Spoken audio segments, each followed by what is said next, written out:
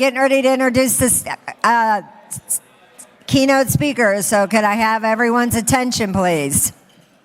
Again, I'm very grateful for our keynote speaker being here, as well as all of you. I know as cybersecurity practitioners, your days are filled with lots of ups and downs, and thank you for being here today. I have Jason Hayek. He is the Global Chief Information Security Officer, VP IT Infrastructure over at Circle K.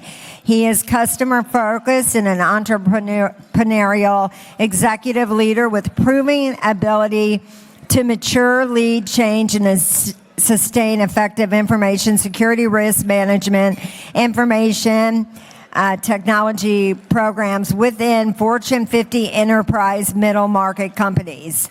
Today he is going to be speaking on the Accidental CISO, a tale of transformation and the invaluable lessons learned along the way. So if I could have everyone's attention, let's please welcome Jason Hayek to the stage. All right, thanks, Kim, appreciate it. All right, good morning, actually good afternoon. Work with a global company, so usually it's a good day, all depending on what time zone you're on. Bear with me, I've got my traditional note cards just in case my technology fails. We're going to experiment with that. But it is really humbling, and it's an honor to be here today and get a chance to share something very, very deeply personal. I'll tell you a little bit of my story and some of the lessons learned along the way. But first, I want to try something else that hopefully won't backfire. I'm going to have a little conversation with an AI. I hope it works out. So let me see if this works.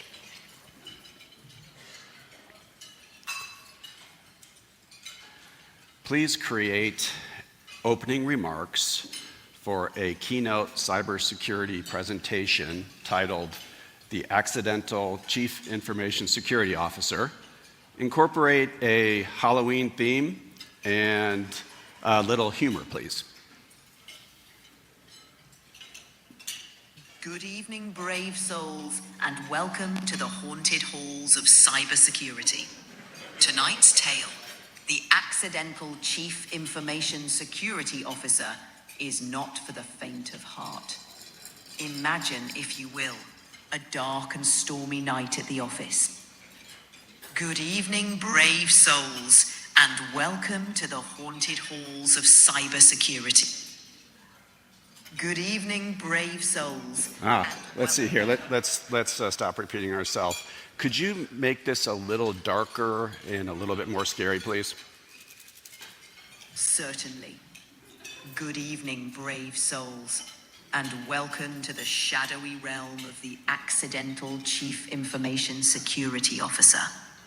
As we gather on this dark night, beware, the digital phantoms are lurking, and the shadows are filled with unseen dangers.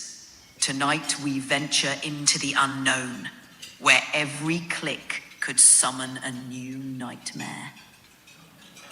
Oh, thank you very much. I thought that was well done.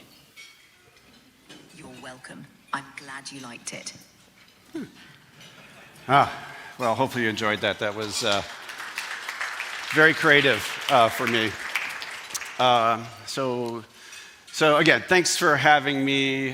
This is actually my first keynote speaking event, so be patient with me. Try not to heckle too much. I've got my note cards just in case I get sidetracked. So here we go. This is me without my Halloween costume on. I was just up in Canada for a while and grew a slight beard while I was up there. But first, I want to just tell you a little bit about my company and my job. I've got a great job. I work for a company called Alimentation Couche-Tard. It's the Canadian parent company of Circle K. And Circle K is a convenience fuel retailer. We sell gasoline, we sell a lot of convenience items, but the business is fascinating. We also have supply chain, we do logistics, we have our own trucks, we have our own fuel terminals, we're into EV, we're into fleet cards. Polar Pop, if you haven't heard, is a pretty cool drink. Frosters, we've got a big Inner Circle loyalty program. And we actually are venturing into car washes as well. Continue to vertically integrate our organization. Some really fun facts about Circle K, I think, that you might not know. We have roughly 17,000 stores across 31 different countries and territories, roughly 150,000 employees. By the numbers, sell a lot of fuel, about 38 million gallons per day, about 110 million cups of coffee per year. You guys can read this. 540 cold cups sold per minute, 8.7 million customers served every day, about 2 billion electronic payment card transactions every year, and about 40 million loyalty customers, and we continue to grow. This is a very entrepreneurial and scrappy company. And just a quick bit of history here. Founded in 1980 with a single store up in Laval, Canada. About 10 years of figuring it out, and then after that, a whole bunch of acquisitions and organic growth. Bigfoot, Circle K, expansion in Ireland, expansion in Europe. And before you know it, just recently closed the acquisition. We acquired 2,200 stores from a French company, energy company called Total Energies. And we are opening up Circle K's, so a new brand in new markets in Germany, Belgium, Luxembourg, and the Netherlands. Operating locally is super important to Circle K. We're very engaged in the local communities. We try to have local product selection. We hire locally. We work with local communities, sports teams, etc. For those of you that have been to a Diamondback game, you'll see the Circle K strikeout meters, etc. But it's truly part of our DNA. This is not for show. This is we care about the communities that we operate in, and we like to be a part of them.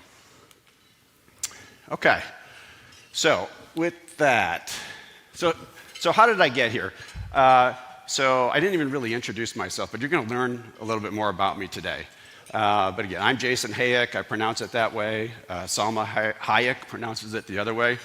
No relation there.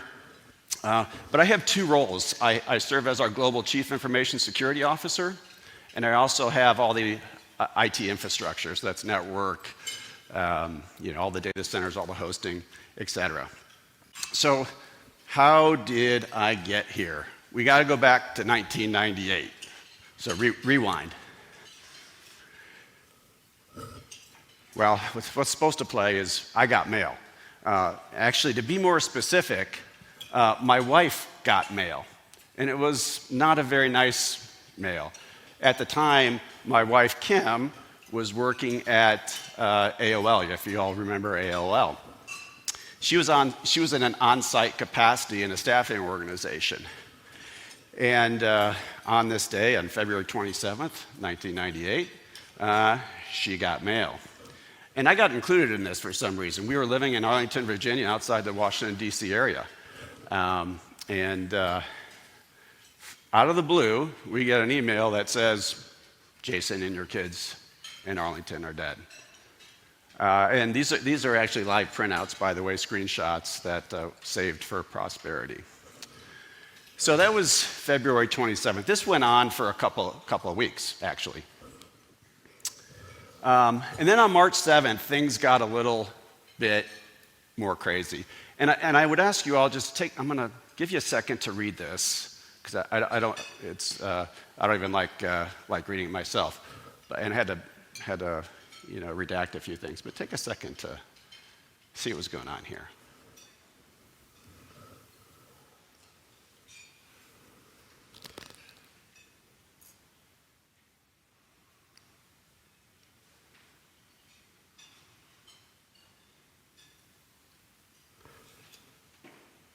So here's a hacker group that is trying to intimidate trying to brag, and happens to be directed at my wife and my family.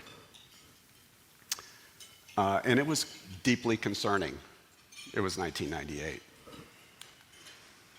Things continued that day, expanding some bragging, expanding some of the threats to friends and family as well. My credit score and my credit cards, right, all the typical threats. Saturday, 7:24 p.m. Well, later that night, actually, things got really, really serious. Not only were they sending electronic messages, but we ended up having a message on our personal answering machine. I don't have the original recording, but it read and sounded very much like that other one. Death threats of friends, family. And at that point in time, we had no idea whether or not this individual or group was a next-door neighbor. They happened to know where we were living, or someone across the world. All we knew is that we were afraid. We were scared. The following day, it didn't let up. We had more communications, more threats. They, for whatever reason, like to target me, and I took it a little personally, quite honestly. You can see here this was a result of a mail bomb or email bomb, a tactic that's still used today, but if I recall, it crashed a few of the AOL mail servers at the time. A couple weeks later, we have some communications from SecOps at AOL, trying to give us a little better idea of what they thought happened. Their hypothesis was, hey, your wife was mistakenly identified as someone at AOL who was in a position of power to get rid of accounts, and hey, it's mistaken identity, don't worry about it. But oh, by the way, the FBI and law enforcement are involved, and they're trying to track it down. That continued for a while. So now what? So I'm a 28-year-old working in Washington, D.C. As an investment banker, right? I've had a really pivotal and emotional experience in my life. And we were scared. We were living in fear. But I was fascinated by this. I was super curious how this kind of thing could happen. And what I like to tell people is I became a student of the dark side. While I was fearful, I was super curious about how this could happen. And I started researching, I started looking on the internet at the time, and I was very surprised by how much information was out there on the World Wide Web, right, about hacking mechanisms, right, just step-by-step tutorials. And I'm like, man, people need to know about this. And so while I was living in fear, some years went by, but my curiosity and my passion and my desire to learn about this dark side really, really continued. And that's part of lesson number one for me.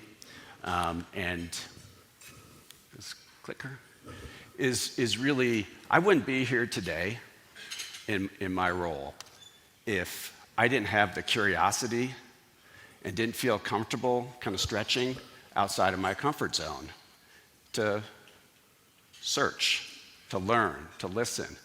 Shoot, I was a CPA and a finance guy who just happened to be curious about how hackers worked, even though I was really actually quite afraid. So that's lesson number one. All right, so the next learning. So it's 1998.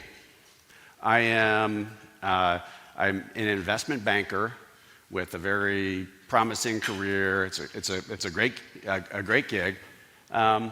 Just had an encounter with an accidental encounter with a hacking group, and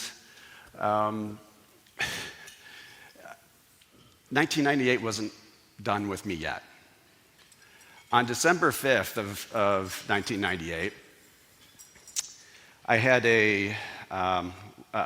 probably one of the most instrumental mentors in my life at KPMG. He took me under his wing. He kind of gave me a chance to be an investment banker, basically. He taught me. He took a chance on me.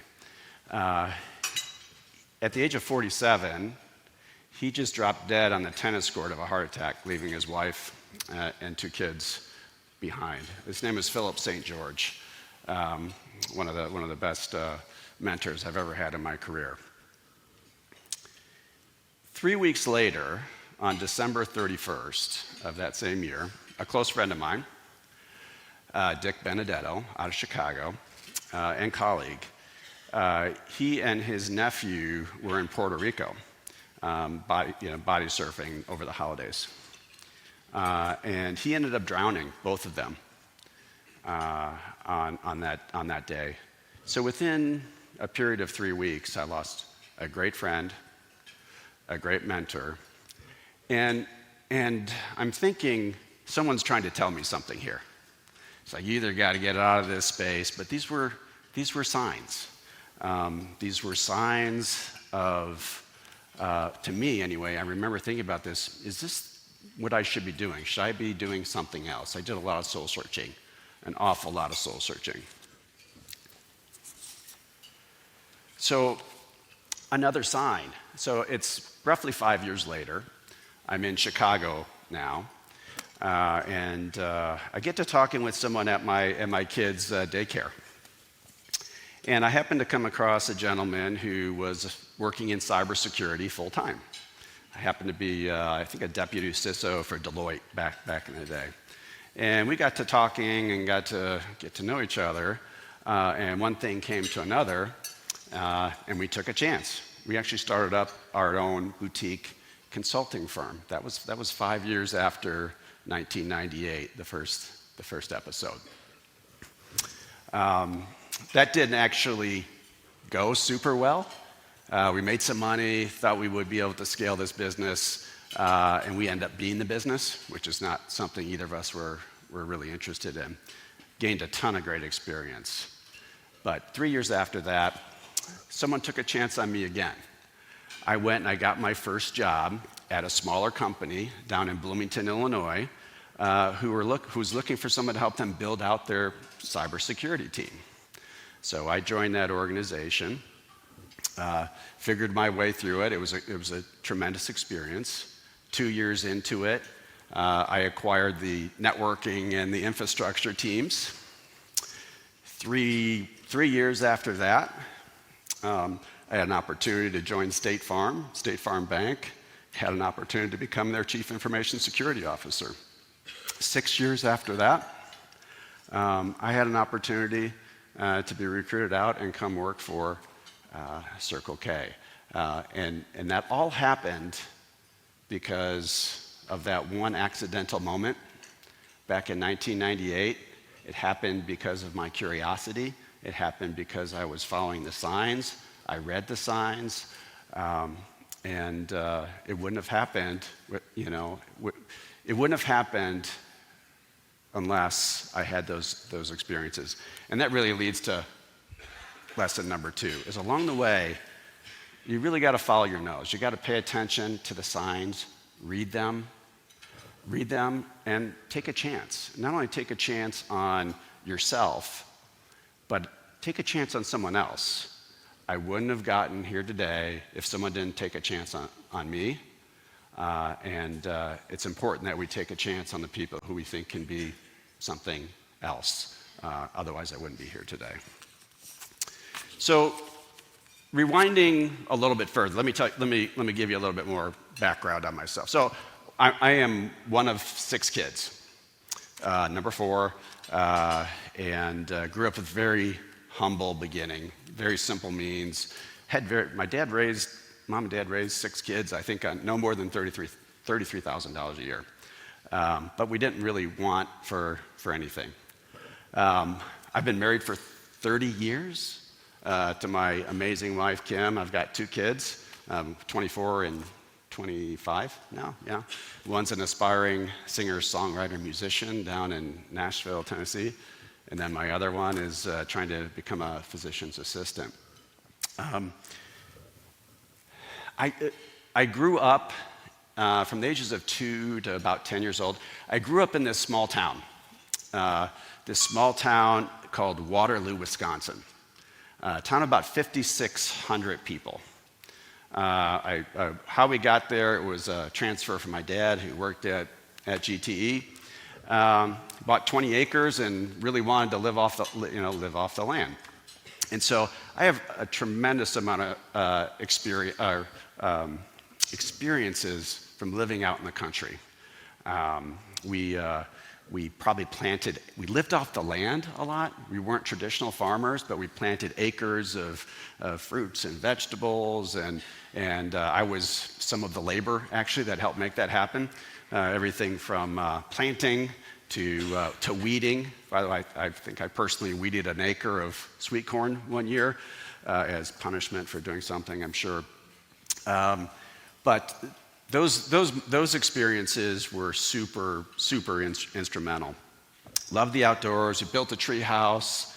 Hiked around. It was amazing. I really acquired an appreciation for land, for nature, and to this day, that's really important. That's really important to me.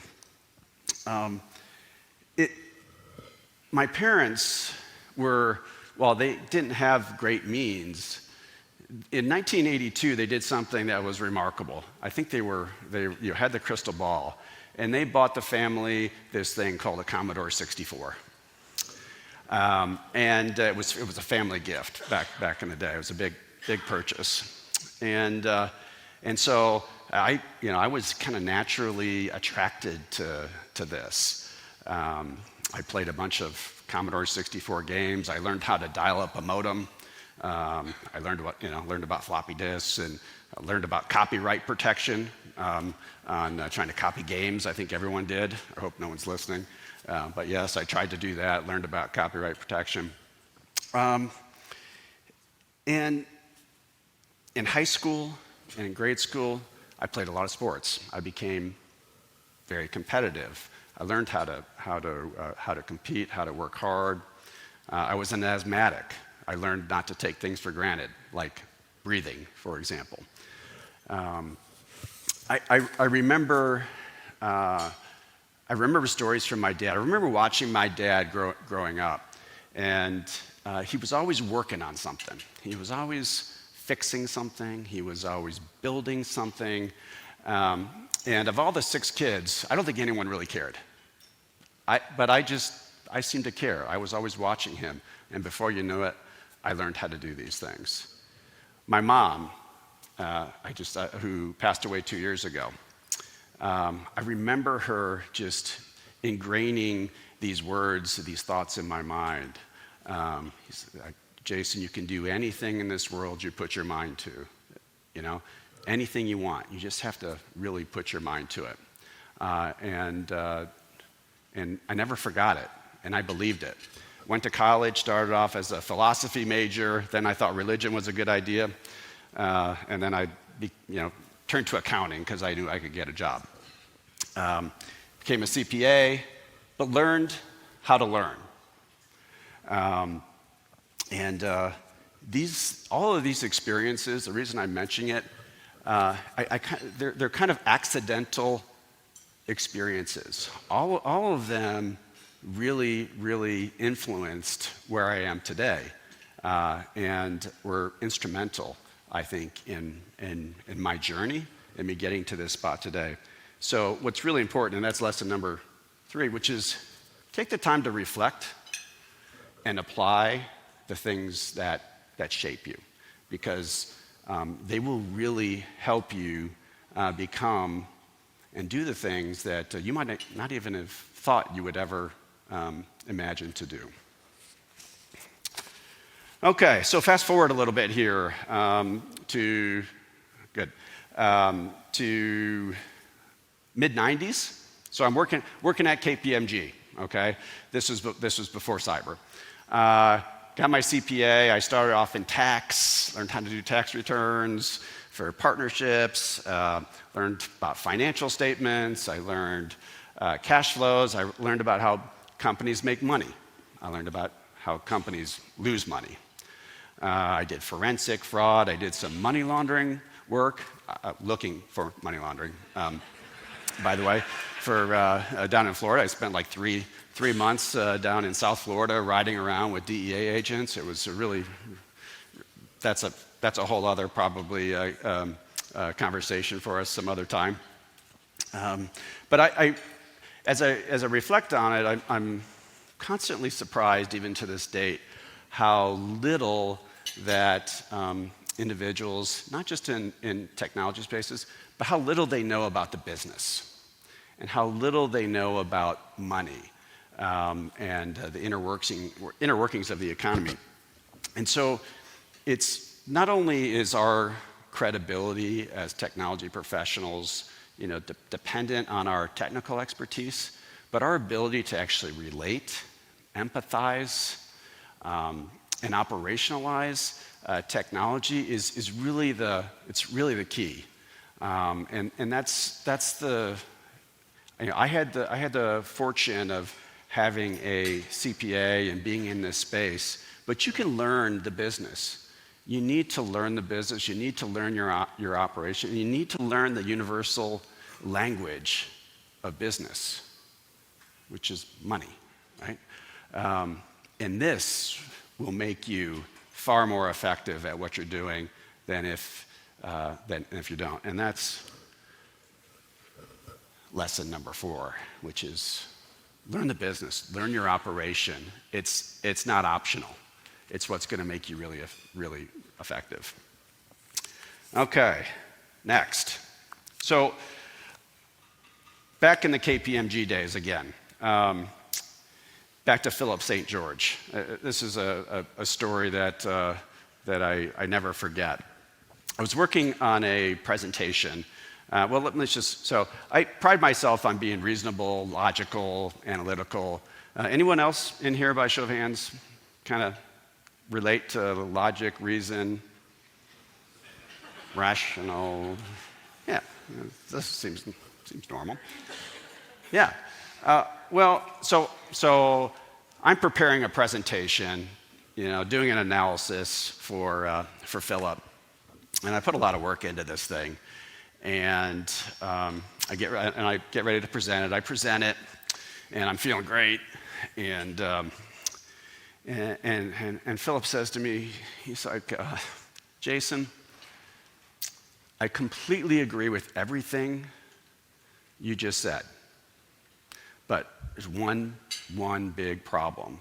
He said, the only problem is it's perfectly logical. And I'm like, what? Perfectly logical. I agree with you completely, except that it's perfectly logical. Like, I don't get it. And Philip went on to describe and educate me a little bit about things like psychology and emotion and how, sometimes all of that trumps logic and reason. And it is election season, and you've heard, the infamous, quote about it's not the, it's the economy, stupid. That's not the economy. It's actually the emotions, stupid. And actually, it's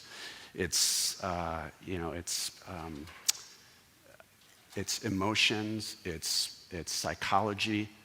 Those things will eat logic and reason for lunch, 9 times out of 10.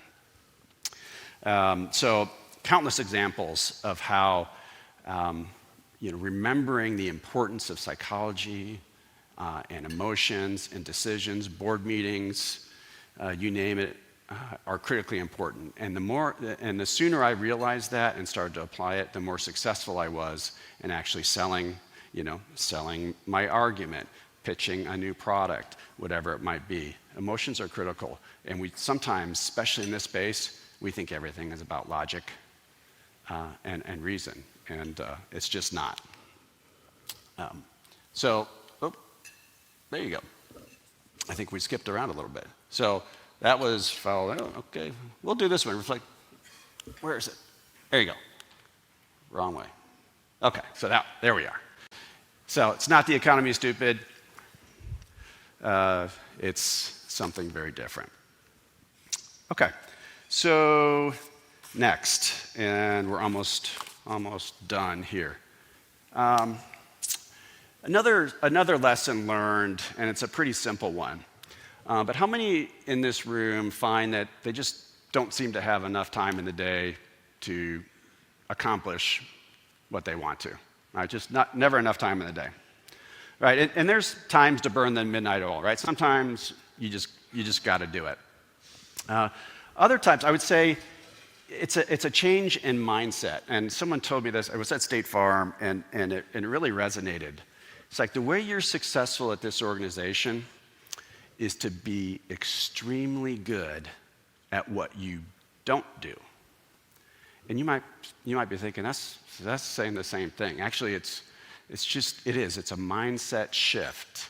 By getting really good about what you don't do, it allows you to focus on things that are most important, and it allows you to think about some of the smaller things that will catch up to you. For example, this little thing that seems like by some of these other traditional methods for prioritization, et cetera,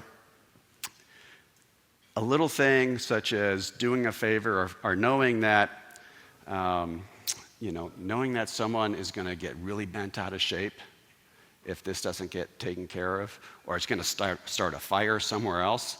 Those are the things you got to be thinking about. And if you don't get really good about weeding out the things that you don't do, you will forget about those.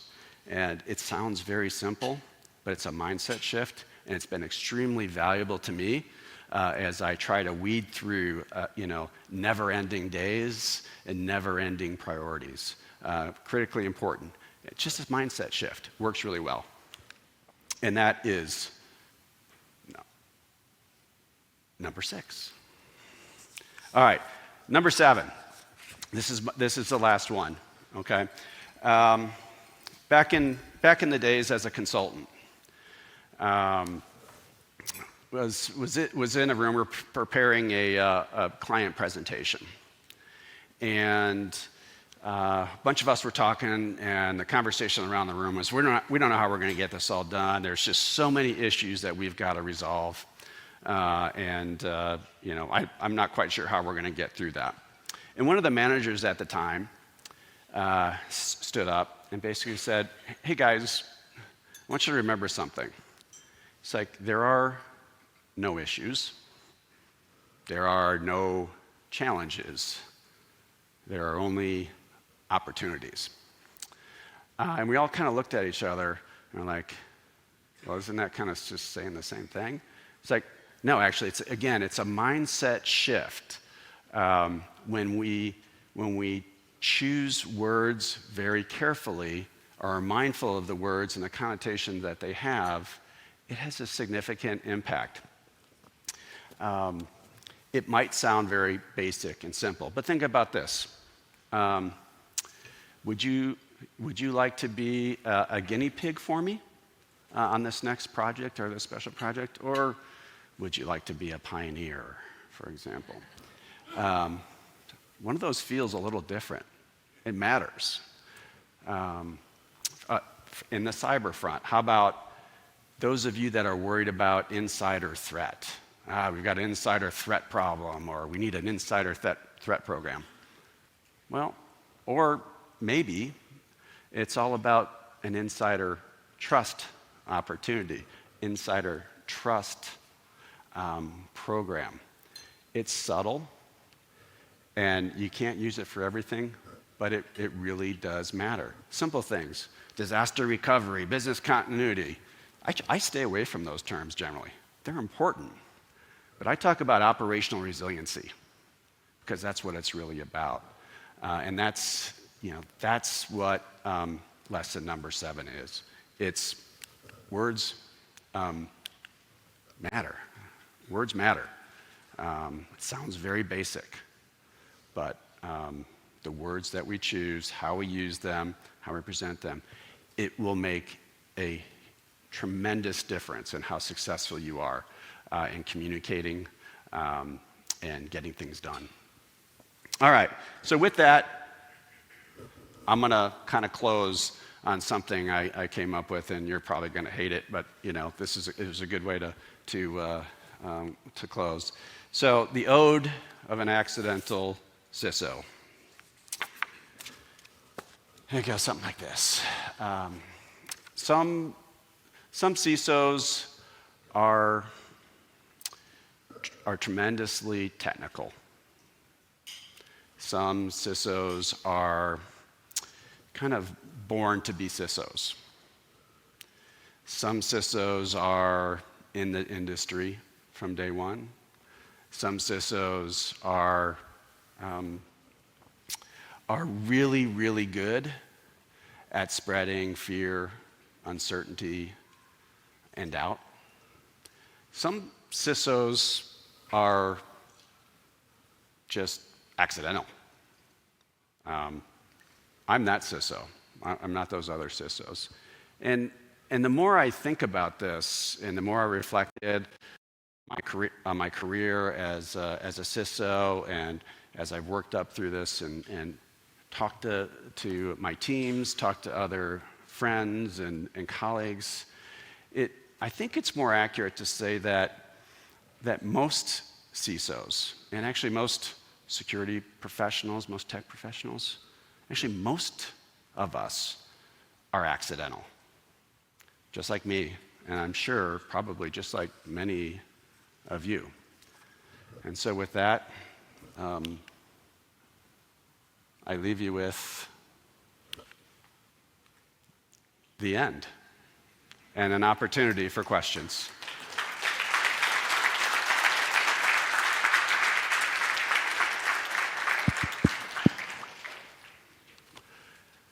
Anyone?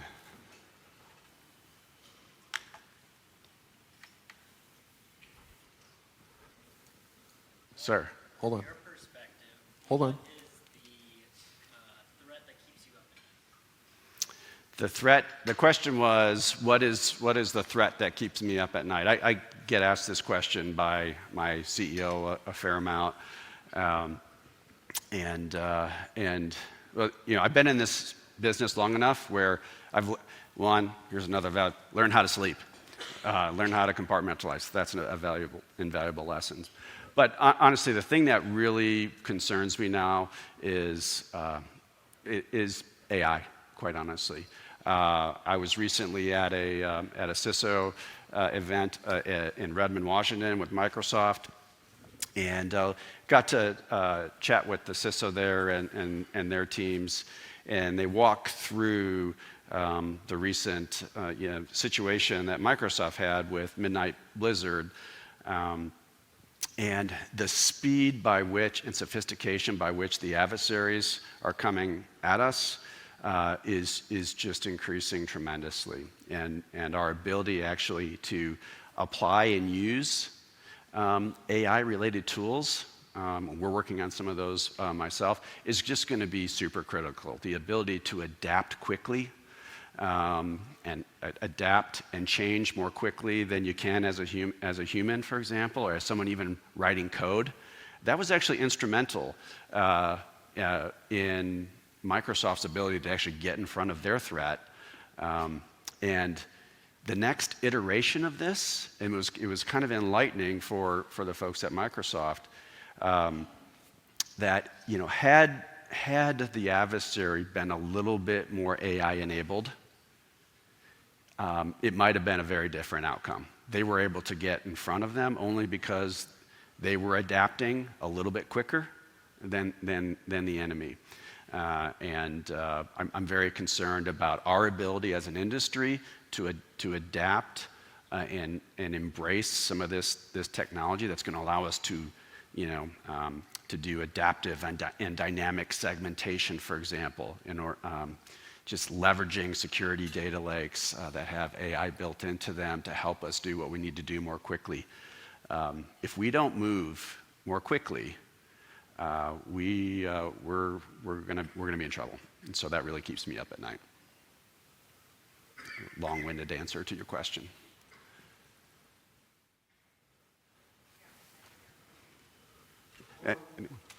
Go ahead. Anyone? I don't know where the mic is. There it is. The 6'10" guy. So what's giving you your professional drive every morning? So I should have touched on this a little bit more, and you caught me. This was the first time giving it, so you probably saw some kinks in this. But I was really fat when I got into this business. It was accidental. I mean, it was an accidental encounter with my wife, and I accidentally happened to be the right kind of person in the right situation to go and want to learn about this stuff. But the thing that motivates me every day, and the thing that I love about my job, and it might sound a little corny, but I really mean it, is that every day I get to go and fight the bad guys. And there's a sense of pride and nobility in that really motivates me. And every day, I don't really think about it as a job, right? It's also like it's a ongoing personal development opportunity, right? To make, I go into the office and I'm like, how do I get a little bit better today? I just get a little bit better every day. And that's, to me, that's motivational. That's what motivates me. If that answers your question. Got one back here. Back of the room. I don't know the org chart for you guys, but do you have a seat at the executive table, or do you report to the CIO or CTO? And that depends on how you answer that. Would be the second follow-up to that. Yeah. The question for the ages. So what I didn't say about Circle K is we're extraordinarily scrappy. Or maybe I did, flat. I might not have said that. But no, I report up into our CTO, who reports to the CEO of the company. Follow-up to that is, how important do you see the CISO reporting to a CTO versus being at the executive table? Yeah, so I don't think this is the ideal setup, and at Circle K, but it's a pretty common setup, right? CISOs work, reporting into the CTOs or CIOs.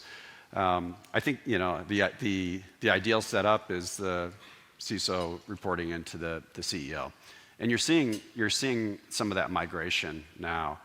For Circle K, this worked really well. I mean, we're in convenience fuel retail, and I will tell you that we have a lot of great capabilities, but we got a lot of tech debt. And a lot of opportunity to get better. So when I took on this, I was really skeptical actually taking on this role because it was a dual role, right? I got all the global infrastructure as well as the cyber, but I knew what I was getting myself into, right? At the time, this was just a reflection on maybe where the maturity of the organizations were, and it's really nice having some of those core pieces kind of in the same shop, if you will. So that's really beneficial. Now there's a bit of a change in the air, and I don't know if you all have seen this, but you're starting to see some organizations actually have a dual role with the CTO or the CIO and the CISO for some of the very same reasons, right? You won't be able to get away with that at some of the financial institutions right now, but that's a really interesting concept, and I think it's for many CISOs, that jump to both roles is probably easier for us than it is for some of the CTO, CIOs to take on the CISO role.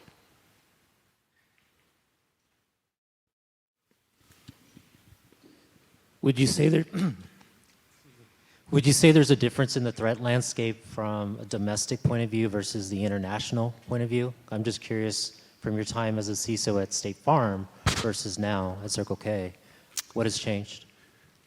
Oh, geez. So yes, there is a difference, but the threat landscape is really global now, right? Even the bad guys are operatives here, in North America, and so I think that's evolved. Probably the best way for me to answer that is, you saw the nature of some of the the threats back in 1998. Some of you probably lived those with me. And I'll draw back to my experience at the Microsoft CISO conference the other day. Here's the thing that really jumped out at me, and this is why you all need to be on alert and be thinking ahead. Is Microsoft? Many of you probably have a love-hate relationship with Microsoft. I think they've done a phenomenal job evolving cyber, and they're investing an enormous amount of money. And listening to their threat hunting teams that they have got people dedicated to constant red teaming, to threat hunting. They've got a lot of resources, and they need it because we rely on them heavily to do so. But they say they are tracking. Last year, they were tracking, I think I'll get this right, roughly 400 APT groups, right? So most of those are nation-state type groups. As of about a month ago, they're tracking over 1,500 organized groups. It's like a 4 or 5-fold increase in the people that are really, right, in the bad guys, the organized crime groups, the well-financed groups that are trying to go to the cloud service providers and everybody else looking for a crack in the foundation. So geographically, yes, it matters a little bit, but what I've seen is just globally, the traffic has picked up, the organization has picked up, the threat actors are more organized, they're moving fast.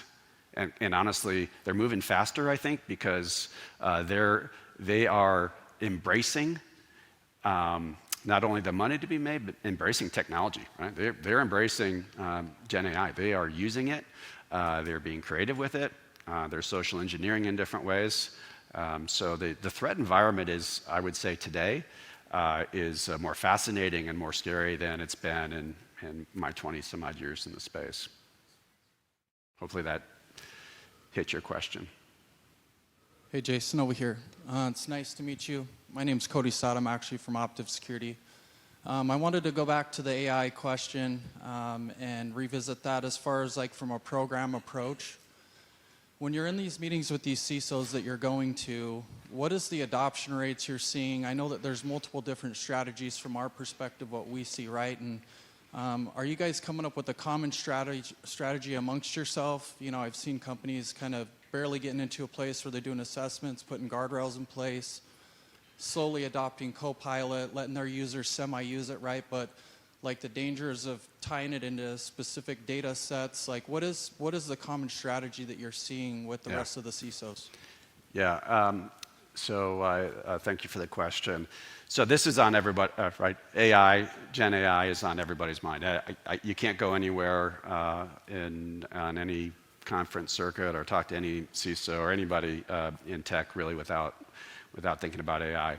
But one of the common threads that I'm seeing, and we're in the early stages of this at Circle K as well, is establishing a group that helps to, what we say, words matter, is to actually responsibly enable AI. And so I chair this AI council.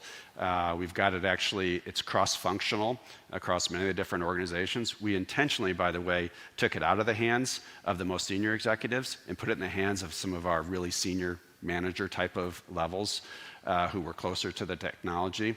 And they've got a mandate, basically, and a team that are looking at use cases, developing standard repeatable practices, helping us with standards, guidelines. And our risk appetite and tolerance is, might be different, so that's really important. I know some of my friends and colleagues have shut everything off, and it's whitelist only.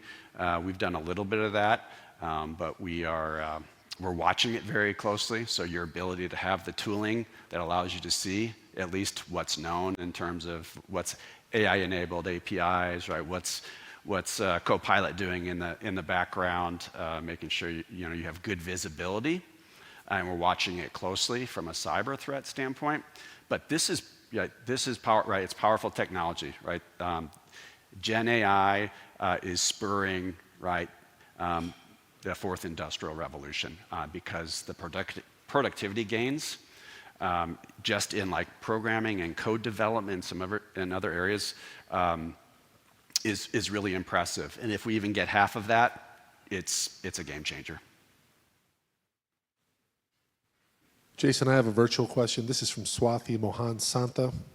What would be a career path you would suggest for people who are aspiring to be a CISO, and any word of advice? Boy, feels like I just gave a whole bunch of those lessons, or maybe it wasn't. Maybe I didn't make myself very clear. So, if you're not an accidental CISO like I am, I think the industry is very open to broad backgrounds. I actually like hiring. And all you tech folks, please don't shoot me for this, but I like hiring people that don't have technical backgrounds, at least part of them. I like hiring people who have some philosophy backgrounds, who have history. I like hiring people who actually think differently. And if you're a technology person, don't take that the wrong way. All that means is that I think you're getting range, learning the business, showing that depending on what career path you want, this job is not a deeply technical job. You need to understand technology. You need to have a good base, but you don't need to be able to write out algorithms or scripts to do this. Some of my friends and colleagues do that. So I would just say what's most important is learning the business. Learning those soft skills, learning how to sell, learning how to make an argument, tell the story. 80% of what I do is people-oriented, it's negotiation, it's telling the story. And finding a way to get good at that, even if it's out of your comfort zone, like me giving a keynote speaking event, it's do those things, stretch yourself, grow, and then take a chance, and someone will take a chance on you if you've got the right, the right capabilities, the right mindset, and that's there's no straight line career path, I guess, is the short way of saying it. I think most of us in this role have a lot of squiggly lines as to how we get there. Sometimes it's chance, sometimes there's a little bit of intentionality behind that, and generally it's a little bit of both. So I would just say work on your tradecraft, but also work on all the soft skills that are actually a little bit tougher to master in some cases. Yes, sir.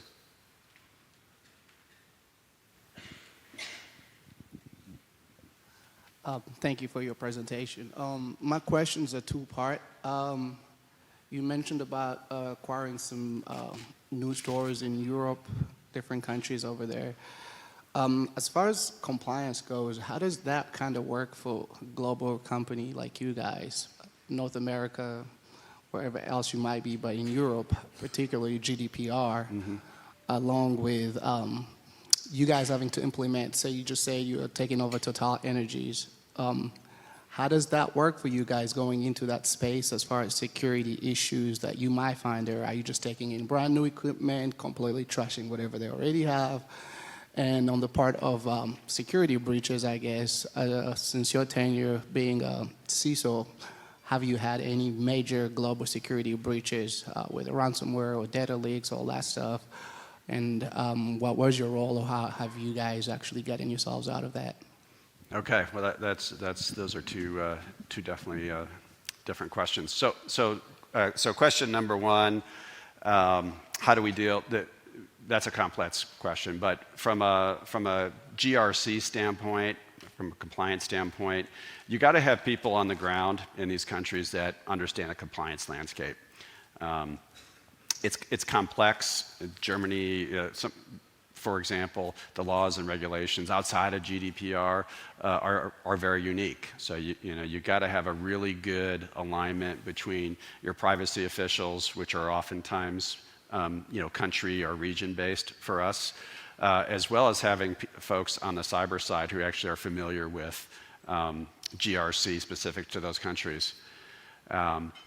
So I think the real key is to make sure you've got talent and skill set that actually understand the nuances of those geographies. But it also points out, you got to have an integrated control framework, right, at the end of the day.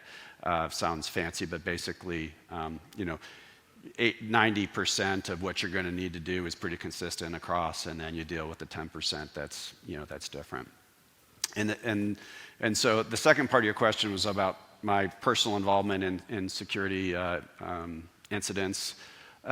So, knock on wood, nothing major so far. But when things do happen, I have had a couple experiences. My second week on the job, I didn't even talk about this. I had to figure out how to close down security operations in Russia. We no longer operate there. The considerations for doing that, for those of you that are aware, are really unique, and they're very personal. Like if you have terminals over in Russia, like payment terminals, sometimes those encryption keys, right, are hard coded into that device. Okay, you can't remotely wipe those, and if you give up custody of them, someone else has them. So what are you going to do when you can't remotely get rid of an encryption key? Well, typically what you do is you take a sledgehammer to it, right? You destroy it. Now, asking your employees who have been really good employees to do that in an environment where, in a regime like that, is basically putting their life, at risk. Right? You have to assume that everything is compromised, and you got to find a way to cut it all off. For example, so I was very involved in that. As the CISO, I've got a really strong team. I can't do this without a super strong team, and since I have both the infrastructure teams as well, I got to have a super strong team. But really having a structured way of handling incidents, making sure that there's a clear quarterback, depending on the role, and that will be me, all depending on the seriousness of the event. And so back to the other question, we have to wrap this up. You got to be good at crisis management. You got to have thick skin. You got to be able to be calm under pressure in this role. If you are not, you're going to struggle. So maybe that's another a piece of advice for the other question that I wasn't thinking about. So I've got to wrap this up, everyone. I appreciate your engagement. It was good to see everybody. Thanks for bearing with me on my first keynote. Hopefully it wasn't terrible. And we'll see you around another time.